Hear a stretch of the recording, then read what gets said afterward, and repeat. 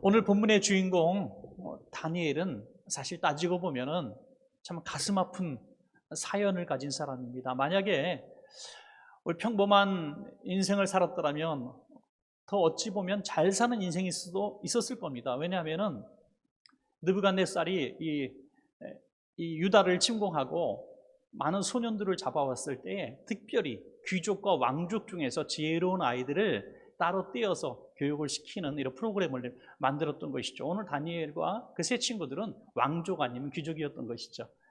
그런데 나라는 멸망을 당하고 10대 소년 때 포로가 되었습니다. 트라우마가 평생 있었을 거예요. 이런 불리하고 또 가련하기까지 한 이 다니엘의 인생은 참 가슴 아픈 사연, 가슴에 안고 살아갈 수밖에 없는 그런 인생입니다. 그런데 그런 다니엘이 어떻게 됩니까? 이 나라의 바벨론 전체에 가장 고위직 공무원 3명 중에 한 사람이 되는 거죠. 참 놀라운 일이 벌어진 겁니다. 그러니까 인간적인 힘과 노력과 지혜로는 있을 수 없는 일이죠. 특별히 오늘날도 이 신분에 계속 연결되어지는 그런 가계를 바라볼 수 있는데 이 당시에는 오죽했겠습니까? 포로 신분이 어떻게 신분 상승을 하겠습니까? 그런데 이렇게 큰 지혜를 가지고 나라를 잘 다스려서 최고위직 공무원이 되었다는 것은 하나님의 은혜였다, 이렇게밖에 말할 수가 없는 겁니다. 우리 사랑하는 여러분, 하나님이 주시는 지혜로 우리가 살아갈 때에 최악의 상황 가운데서도 다니엘처럼 승리할 수 있음을 믿으시기 바랍니다. 어떤 상황, 어떤 형편이 중요한 것이 아니라는 거예요. 오늘날 정말 이런 사업하기는 너무 늦었습니다. 오늘날은 경기가 안 좋아서 다 망합니다. 가게가 전부 안 되는 때입니다. 사업이 안 되는 때입니다. 그렇게 말할 필요가 없습니다. 왜냐하면 다니엘처럼 가장 불리하고 끔찍한 환경과 상황을 만난 사람이 어디 있습니까? 나라는 망했습니다. 포로였습니다. 모든 것이 끝난 겁니다. 절망입니다. 희망이 보이지 않았습니다. 그런데 하나님의 은혜로 그는 이런 승리하는 삶을 살 수가 있었던 것입니다. 하나님의 은혜면 우리가 함께 할 수 있습니다. 그래서 우리는 어떻게 다니엘이 그런 은혜를 입었는가에 우리는 관심을 가져야 하는 것이죠. 그래서 우리가 가만히 한번 생각해보는 시간을 가지길 원합니다. 저는 오늘 본문을 보면서 다니엘이 그런 하나님의 은혜를 입었던 비결이 무엇인가 예배에서 찾아볼 수 있었습니다. 그래서 우리도 다니엘처럼만 예배할 수 있다면 우리도 다니엘 같은 은혜를 입을 수 있겠다 하는 생각을 하게 된 것입니다. 여러분, 우리 모두가 다니엘처럼 예배하셔서 다니엘이 받은 그 하나님의 은혜 다 받게 되시기를 간절히 축원합니다. 여러분, 우리 옆에 분들에게 다시 한번 인사할까요? 우리 가정에서도 이 쌍방 커뮤니케이션이 안 되니까 여러분 자꾸 제가 시킬 테니까 그런 줄 아세요. 옆에 있는 분들에게 이렇게 손도 잡아주시고 어깨도 두들겨주면서 우리 다니엘처럼 예배합시다 하고 인사합시다. 네, 그래서 오늘 말씀의 제목은 다니엘처럼 예배하라 합니다. 자, 3가지인데요. 첫째로 따라합시다. 삶으로 예배하라. 삶의 예배자가 되는 것입니다. 다니엘서 6장 3절부터 우리 4절 우리 스크린에 올라갈 때 같이 읽도록 하겠습니다. 시작. 다니엘은 마음이 민첩하여 총리들과 고관들 위에 뛰어남으로 왕이 그를 세워 전국을 다스리게 하고자 한지라. 이에 총리들과 고관들이 국사에 대하여 다니엘을 고발할 근거를 찾고자 하였으나 아무 근거, 아무 허물도 찾지 못하였으니 이는 그가 충성되어 아무 그릇됨도 없고 아무 허물도 없음이었더라. 아멘. 왕이 가만히 보니까 이 다니엘이 대단한 지혜를 가졌거든요. 그래서 계속 승진을 시켜온 것입니다. 그런데 이제 왕이 보니까 이 다니엘 같은 사람이 없는 거예요. 그래서 이 3명의 총리 가운데 가장 높은, 다시 말해서 왕 다음인 2인자로 삼기를 원했던 겁니다.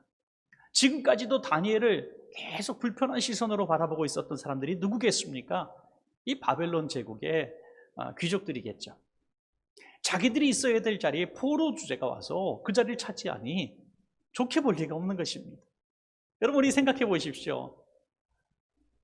어려운 나라에서 우리나라에 그 어려운 일을 하는 노동자로 왔는데 불과 10년, 20년 만에 우리나라에서 최고 가부가 되고 최고 권력자가 된다고 생각해 보십시오.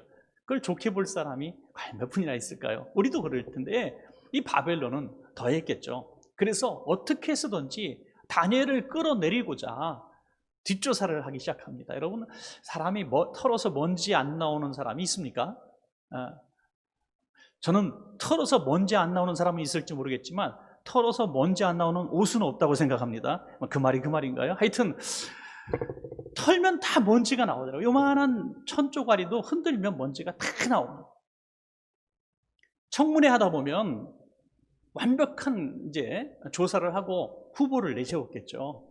그런데도 또 거기서 흠거리가 나오는 겁니다.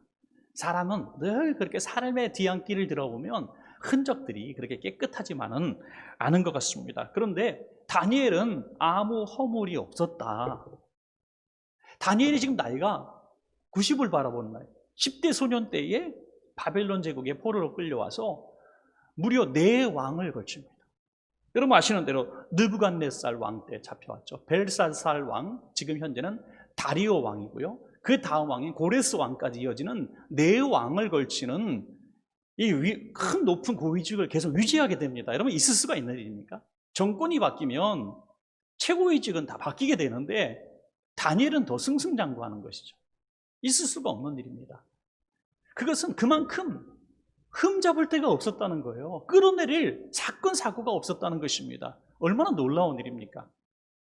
더구나 다니엘을 고소고발하는 사람이 한 명도 없었다는 거예요. 항상 보면 내부 고발자가 제일 무서운데 다니엘이 이런 죄를 졌습니다는 그런 내부 고발자가 또 없었던 것이죠. 그 다니엘의 삶을 그래서 저는 이렇게 평가합니다. 다니엘의 삶은 현장에서의 예배자의 삶이었다. 삶의 예배자였다. 요즘에 뭐 현장 예배다 또는 비대면 예배다 뭐 이런 식으로 예배에 대한 참 다양한 용어들이 생겼습니다. 말이 좀 안 맞는 것 같기도 하고 그렇습니다. 불편한 얘기죠. 그런데 사실 따지고 보면 우리 온전한 그리스도인들은 모든 삶의 영역에서 현장 예배를 드려오고 있었을 것을 저는 믿습니다. 현장에서의 예배를 드려온 거예요. 예배당 안에서의 예배가 현장 예배가 아니라 우리 삶의 곳곳에서 삶의 모든 터전에서 드리는 그 예배자의 삶이 현장 예배자의 삶이었다는 거예요. 우리 주님도 그렇게 말씀하셨잖아요. 이곳에서 예배하는 것, 저곳에서 예배하는 것이 중요한 것이 아니라 영과 진리로 예배하는 자가 하나님이 찾아오시는 예배자다. 그래서 우리가 이 코로나 때문에 우리가 이렇게 지금 불편한 예배를 드리고 있습니다만은 어디서 예배하느냐, 이것보다 중요한 것은 어떻게 예배자로 사느냐, 어디서 예배하느냐, 형식의 모양이 아니라 어떻게 예배자답게 사느냐. 할렐루야. 이것이 더 중요하다는 거예요, 여러분. 가만히 저도 생각해 봅니다. 좀 충격이죠. 우리가 2월 말, 3월, 4월 또 지금 벌써 3주째 또 몇 주째 이어질 수도 있는 이런 영상 예배를 경험하면서 참 당혹스럽습니다. 저도 어릴 때부터 대중에서부터 예배를 드려왔던 사람이고 학생회, 주일학교, 청년회 뭐 교회도 크지 않은 규모였기도 했지만은 회장직은 다 했잖아요, 그죠? 회장직은 다 했어요. 열심히 했습니다. 뭐 청년 중고등부 나이 때부터 방송실 올라가서 조절도 하고 또 교육전도사 때는 7년 동안 새벽 예배 운전도 했습니다. 정말 교회에서 먹고 자고 살았어요. 모든 교회의 공예배는 다 당연히 드려야 되는 걸로 알았습니다. 예배 안 드리면 지옥 갈 줄 알았어요. 교회에서 예배 안 드리면. 그런데 오늘 이런 상황을 딱 만나니 얼마나 당혹스러운지 모르겠어요. 여러분 어릴 때부터 또는 예수 믿기 시작한 다음부터 주일날 예배 안 가면은 죽는 것처럼 생각하고 목숨 걸고 예배 드렸던 분들, 매 맞아가면서 집에서 그렇게 구박을 받아가면서 그렇게 멸시를 받아가면서도 주일날 교회 가게 해달라고 싹싹 빌면서 울면서 왔던 그런 우리의 믿음의 조상들의 삶이 지금도 기억되어지는데 눈에 보이지 않는 이 질병으로 말미암아 우리가 꼼짝없이 영상으로 예배할 수밖에 없는 이런 상황이 맞닥뜨렸을 때 우리는 혼란스럽기도 합니다. 저도 좀 우울증 비슷한 거 걸리는 시초 경험한 것 같아요.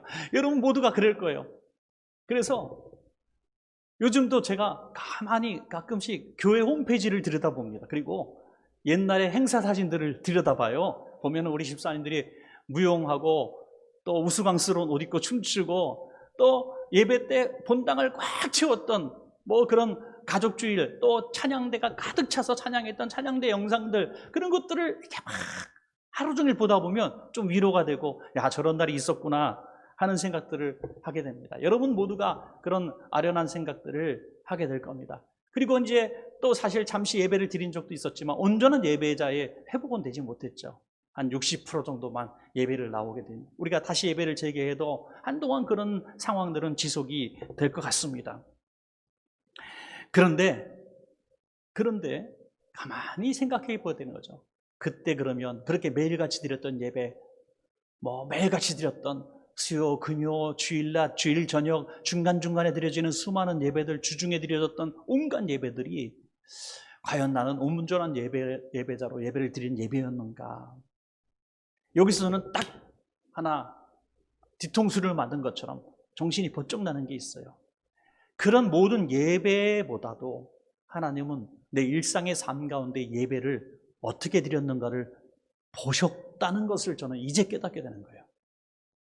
그때는 예배 시간이 그렇게 많았기 때문에 그렇게 많은 예배를 드리면 저는 예배를 잘 드리는 인생인 줄 알았던 거예요.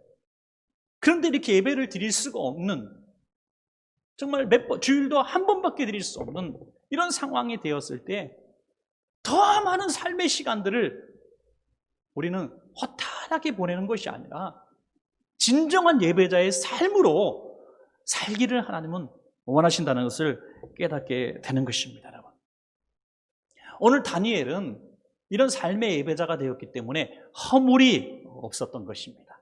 흠이 없었던 거예요. 내 왕을 걸치면서 최고 권력자의 부귀를 누리고 권력을 누릴 때 왜 물질의 유혹이 없었고 성적인 유혹이 없었고 왜 많은 그런 시비의 유혹이 없었겠습니까? 그런데 다니엘은 허물이 없었다고 성경은 말씀하고 있어요. 대적들이 찾을 수가 없다고 말했습니다. 여러분, 그래서 삶의 허물이 없으니 예배 자체를 문제 삼기를 그들은 계획했던 거죠. 어느 날 가만히 보니까 하루 3번씩 정해놓은 시간에 기도하거든요. 그래서 왕에게 찾아가서 왕이요, 제가 하루에 3번씩 기도하는데 못하게 해주세요, 이렇게 말할 수는 없잖아요. 개인의 자유니까. 그래서 왕에게 아부를 한 다음에 말합니다. 왕이시여, 앞으로 30일간 날짜를 정해서 왕에게만 경배하고 왕에게만 기도하게 하소서. 다른 누구에게, 어떤 신에게도 빌면 사자굴에 던져놓기를 원합니다. 왕이 기분이 너무 좋은 거예요. 하하하, 그래, 내가 최고구나 그러면서 아무 생각 없이 도장을 찍어버렸어요. 여기에 다니엘이 걸릴 줄은 상상도 못했던 거예요. 왕이 얼마나 안타까워했는지 알 수가 없습니다. 사랑하는 여러분, 언제 어느 때가 될지 모르겠지만 예배 자체에 대한 박해가 있을 수도 있습니다. 질병이나 코로나의 문제가 아니라 그냥 예배 자체가 불편할 때도 있어요. 그냥 예배 드리는 것에 대해서 세상의 시선이 따가울 때가 올 수도 있습니다. 지금 이런 모든 상황들을 바라보면 성경책 끼고 돌아다니는 것이 굉장히 부담스러운 날들이 앞으로 올 수도 있습니다. 코로나가 끝나도 말이죠. 그럴 때 오늘 이 말씀을 기억하십시오. 예배가 대적들에게 불편한 시각이 되어지고 우리를 넘어뜨리게 하려는 수단으로 작용하게 될 때는 두려워하지 마시기 바랍니다. 우리의 삶의 허물 때문에 하나님의 영광 가리는 걸 두려워할 것이지, 예배 때문에 두려워하는 것은 마귀가 주는 생각이라고 하는 것이죠. 우리가 살아가는 순간순간 삶의 예배에서 그렇게 악한 세상에서 끌어내려고 하는 세상 속에서 허물이 없고 승승장구할 수 있었던 비결이 뭐냐? 예배자에게 주신 하나님의 은혜인 줄로 믿습니다.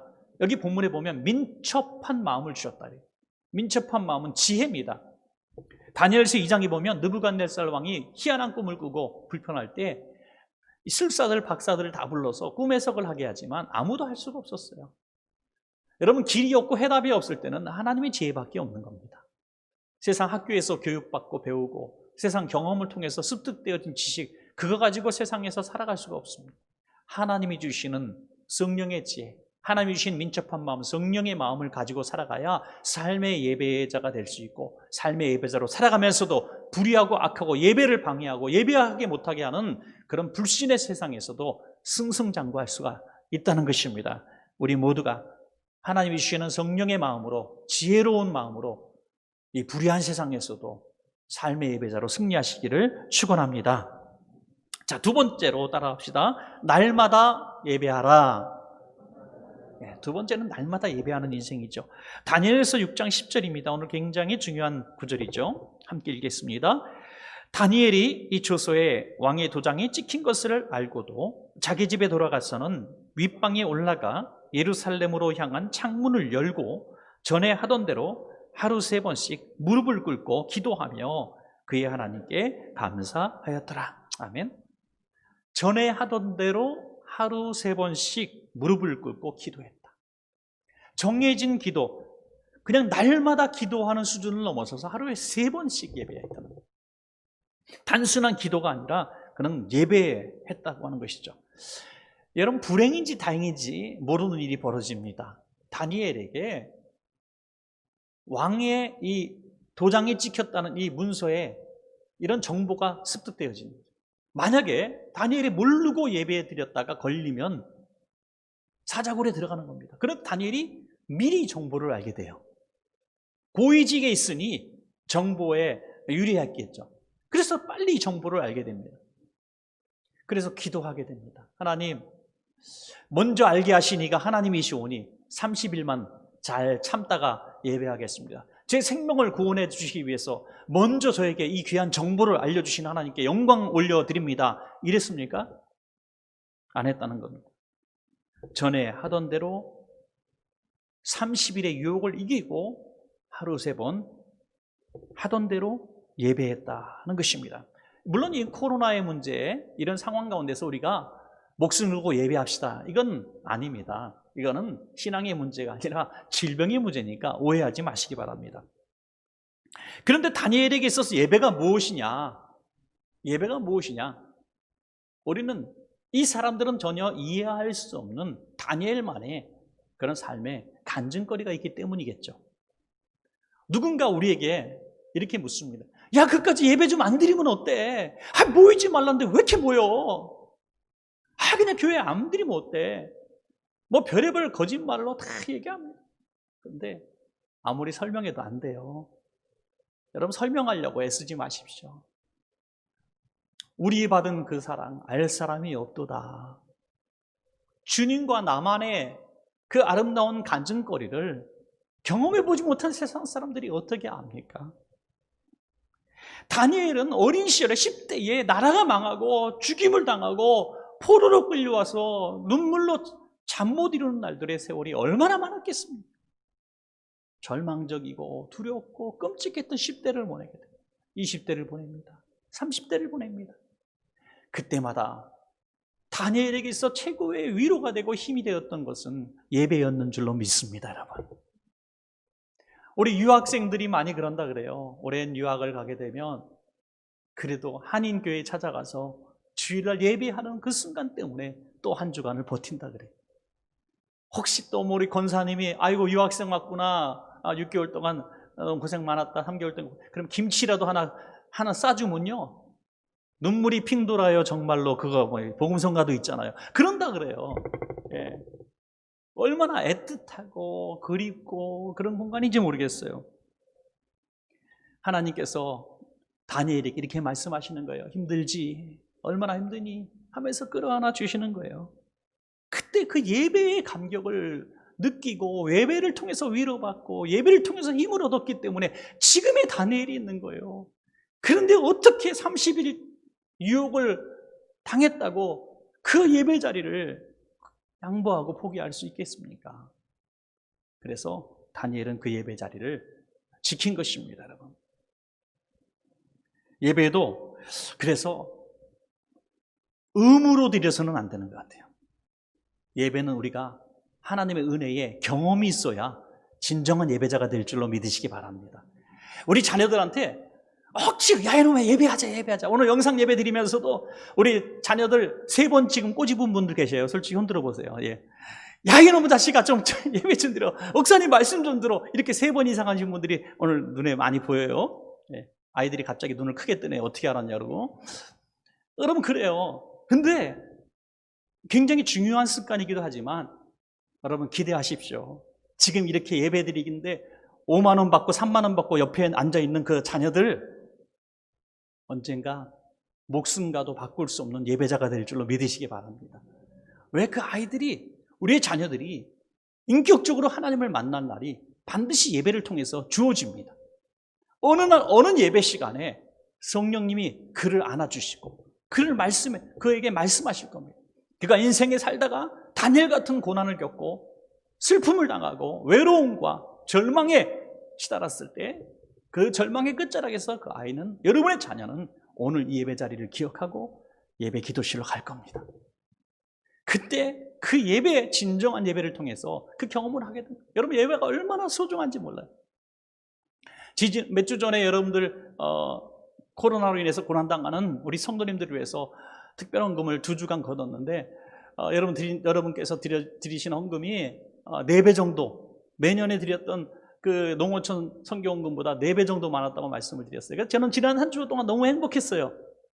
우리 선교회 임원들과 함께 또 회장님과 그거를 지원해 줄 교회들과 선교사님들을 다 정하면서 회의를 하면서 제가 계좌번호 물어보면서 이렇게 전화하는데 너무너무 행복했어요.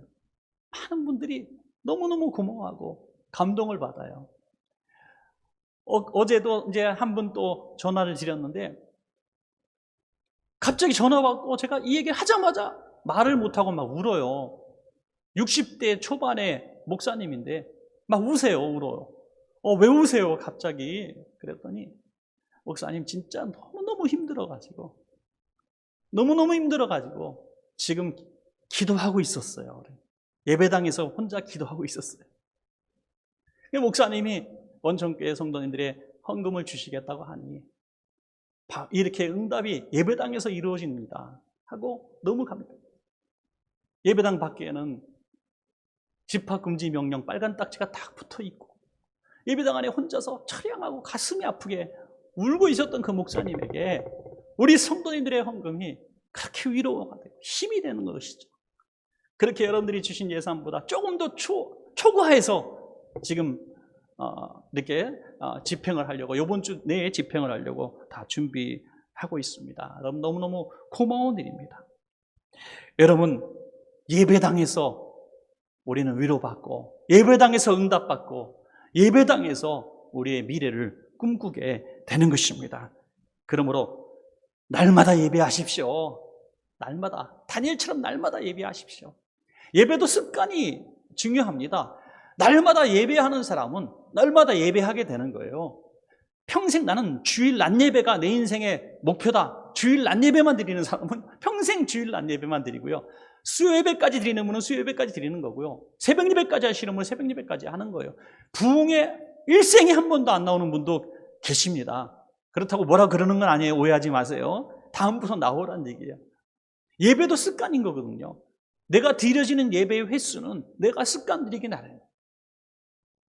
그래서 정말 걱정 하나 되는 게 있어요. 영상 예배 처음 드릴 때는 눈물 없이 드릴 수 없었어요. 저도 복받쳐서 설교하는데 너무너무 힘들었어요. 우리 성도님들이 영상 예배 드리다가 이게 웬일이냐 하면서 많이 우셨다고 하는 얘기도 들었습니다. 그런데 해보시니까 어때요? 마치 변화산에 올라갔다가 너무 좋아가지고 여기가 좋사오니 제자들이 그랬잖아요. 그 영상 예배 이제 그만합시다. 우리 코로나도 많이 물러갔으니까 이제 드려도 됩니다 해서 예배 드려요. 목사님 영상 예배 조금 더 연장하면 안 될까요? 여기가 좋사오니, 영상 예배가 좋사오니. 그러면 안 이래옵니다, 여러분.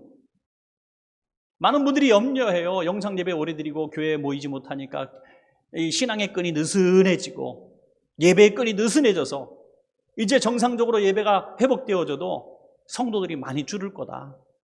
많이 줄을 거다. 적어도 20%, 30%는 줄을 거다. 이렇게 예측합니다. 예측이 보통 이 목회자들의 예측이 틀린 적은 거의 없어요. 실제로 6개월, 7개월 동안 지금 코로나 이 시대로 고민할 때 적어도 20% 이상의 교회는 한 번도 교회를 나오지 않았어요. 그렇다고 해서 그분들이 떨어지느냐?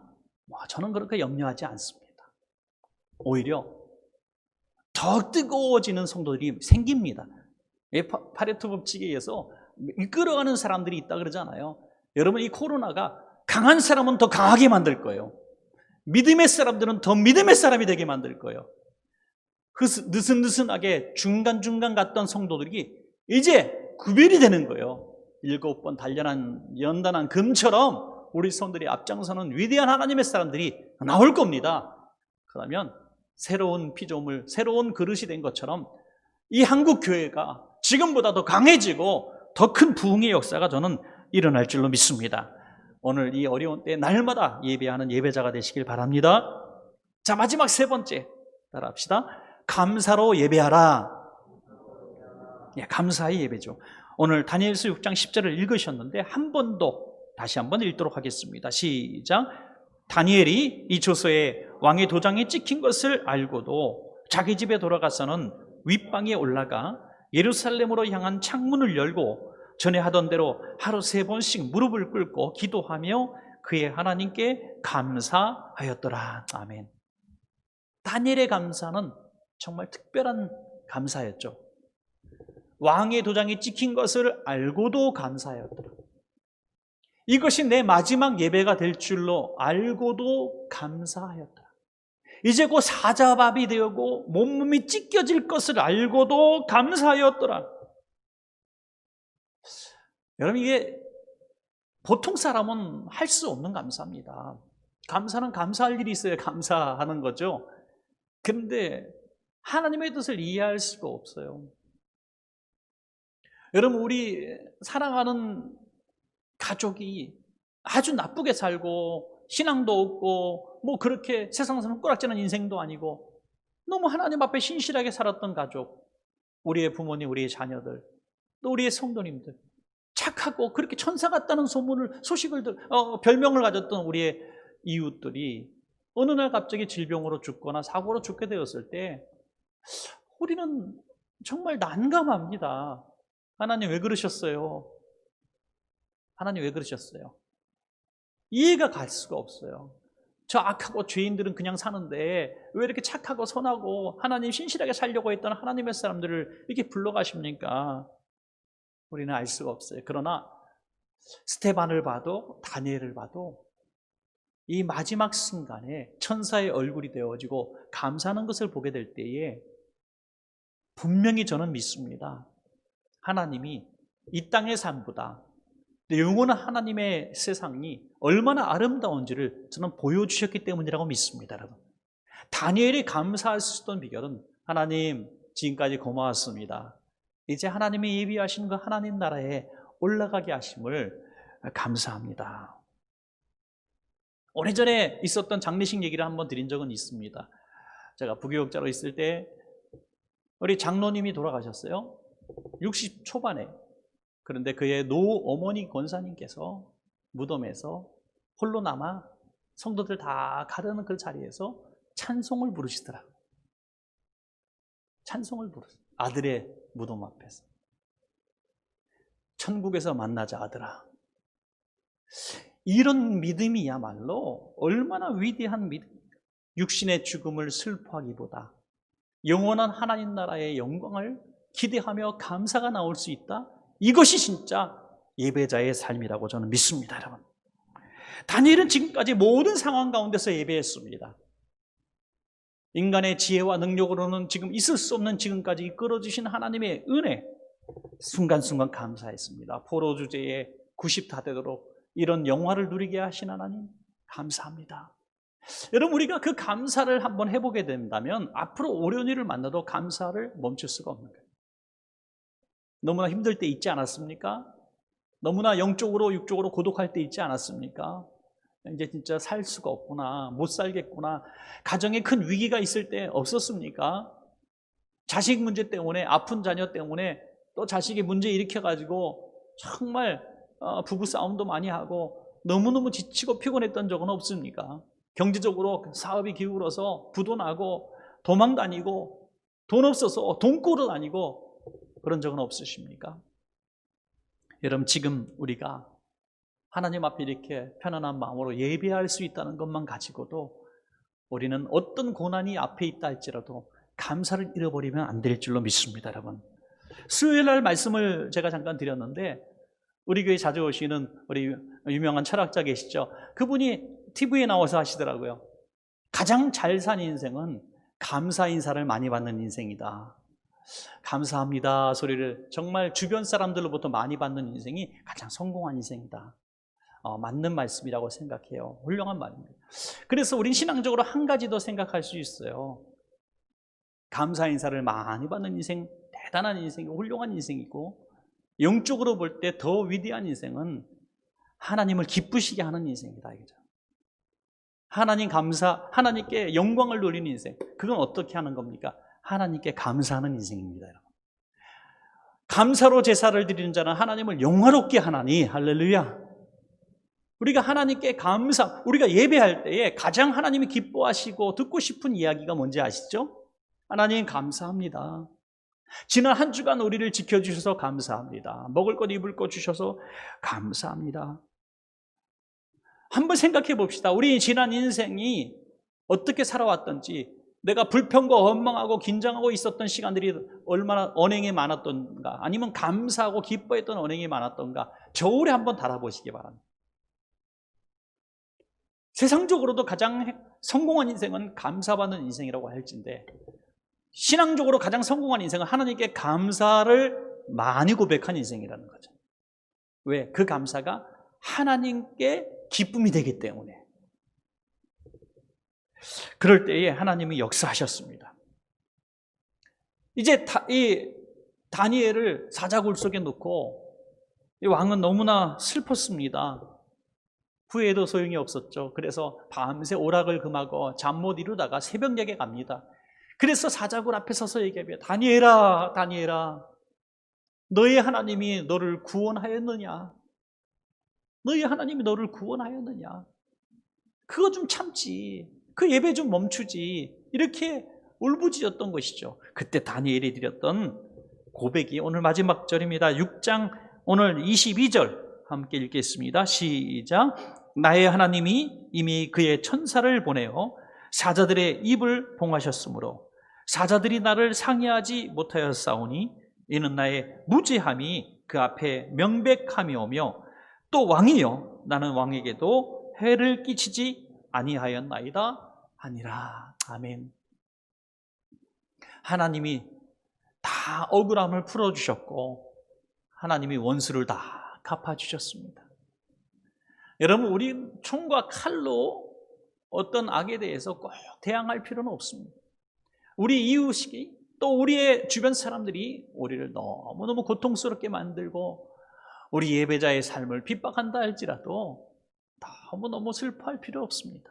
하나님은 다 보고 계시고 또 하나님은 다 심판하실 겁니다. 그때가 언제냐? 내가 믿음 지키고 예배를 멈추지 않았을 때입니다. 여러분, 절대로 예배를 멈추지 마십시오. 자, 따라합시다. 삶으로 예배합시다. 날마다 예배합시다. 감사로 예배합시다. 다니엘처럼 예배하시는 우리 성도님들 되시기를 주님의 이름으로 축복합니다.